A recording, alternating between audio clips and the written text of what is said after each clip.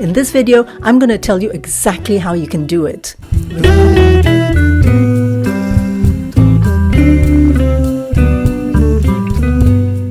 I'm really excited to share this with you today. I don't know why I didn't do it before. I guess there's such a thing as divine timing. I don't have a plan. I just do whatever inspires me in the mornings. I guess my angels like to send me messages in the mornings. So here it is. Do not ignore your dreams, okay? No matter how insignificant they seem. But more important than what happened in your dream is the feeling.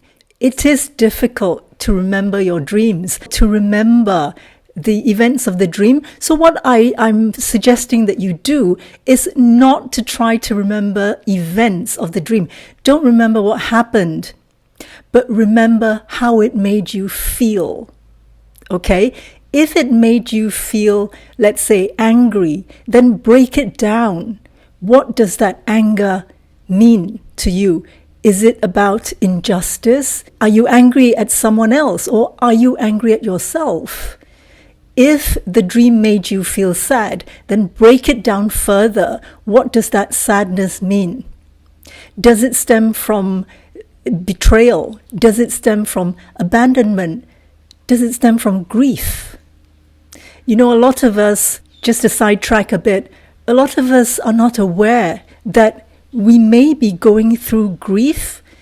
And because we don't know that we're going through grief, it doesn't occur to us to go through the stages of grief and to handle it in an appropriate way. So anyway, that's kind of like digressing a bit. Back to the dream. How does it make you feel is the most important thing. It doesn't matter the events of the dream. It doesn't matter what happened. Just focus on how it made you feel, because that's how your subconscious communicates with you. Now, it could be different for different people. Some people might be more visually driven, and some are more in tune with their feelings. But whatever it is, find a way to understand your dreams in a more personal way, because checking online for dream interpretations, they're just generic interpretations, you know, they're not tailored to you.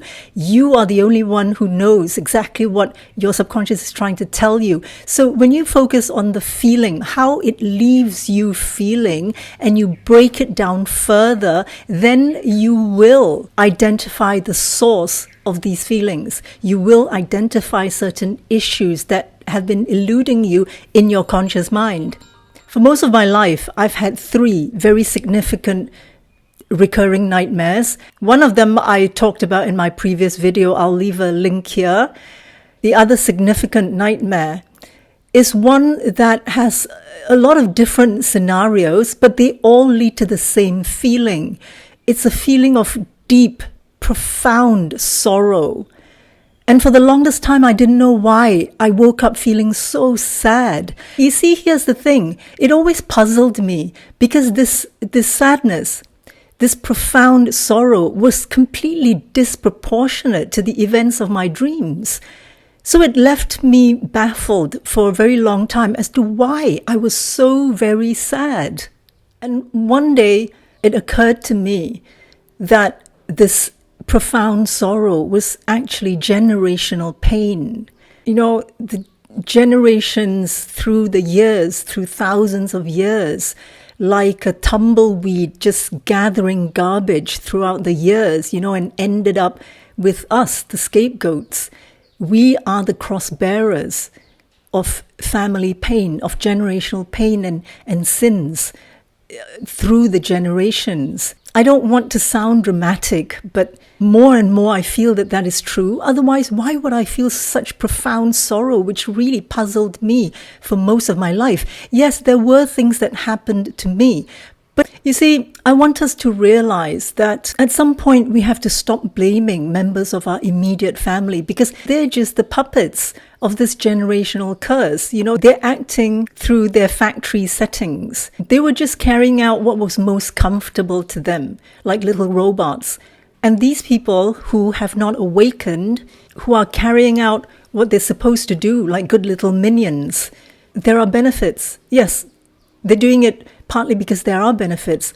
There is a payout, but these benefits are extremely costly to the soul. I used to blame everyone, but that only got me stuck. I'd like us to realize that as scapegoats, as the cross-bearer, we are the first to awaken. We're the first to reset our factory settings. We're the first to have a shot at real, sustainable happiness, not just transient happiness, but sustainable happiness. But we can't get there if we remain stuck, in wanting justice, in blaming our abusers, our perpetrators. We can't do that if we remain stuck. And that, to me, is the real tragedy. Because you know what, for most of us, no one is abusing us anymore. If you've got no contact, there's nobody abusing us anymore.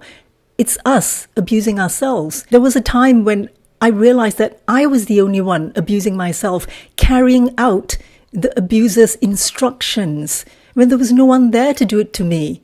I did it to myself. So what do we do to move forward? I think, and this is just my personal opinion, I think the moment we realize that we have done our job as the scapegoat, as the cross-bearer, as the generational curse breaker, we can get out of this. We can stop being the scapegoat. We can stop being their cross-bearer because we've already done our job. Do you understand? We've completed our job. The rest is up to them. All their garbage can no longer spill over to us once we realize that we have bent over backwards. We have done so much to save them. And if they're not interested in saving themselves, we have to realize that there's no more that we can do. I know that we realize that on a conscious level, but it's the subconscious level that we need to deal with because, and I'll tell you something that I didn't realize. In my previous video, I added some music to it. And that video, the concept of that video was that my voice, which was suppressed, was punished for using my voice. And I later realized that that was my most powerful asset. And yet in that video, for some reason, I added background music until a viewer actually made a very helpful comment saying that, the music is a bit intrusive. I can't hear what you're saying.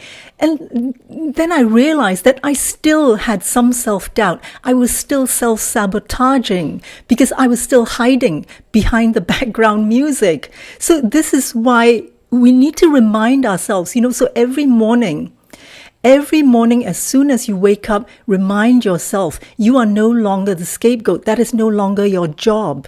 Okay, you have completed your job. Their garbage is no longer spilling over to you. Their garbage, they have to sort it out themselves now. Okay, as I said, this is a conscious thing that we tell ourselves. We intellectualize it, but on a deeper level. Do we really believe it? Are we still holding on to this job title of a scapegoat?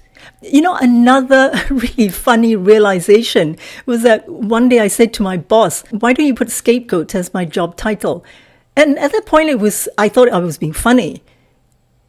But it goes to show that it had become so ingrained in me that I identified with that title. So here's what we can do, okay? And I want to make this real simple. You don't have to go through any complicated stuff, okay? The real simple thing is just to keep on reminding yourself that you are no longer the scapegoat. You are no longer the cross-bearer. You have done everything you can, and now you're out of it. You've resigned, okay? If you're still watching at this point, it just means that you are ready to move on.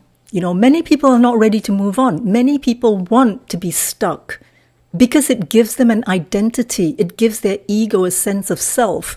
Like they can say, I am a scapegoat. I am a cross-bearer. I am this or I am that. But we're so much more than that.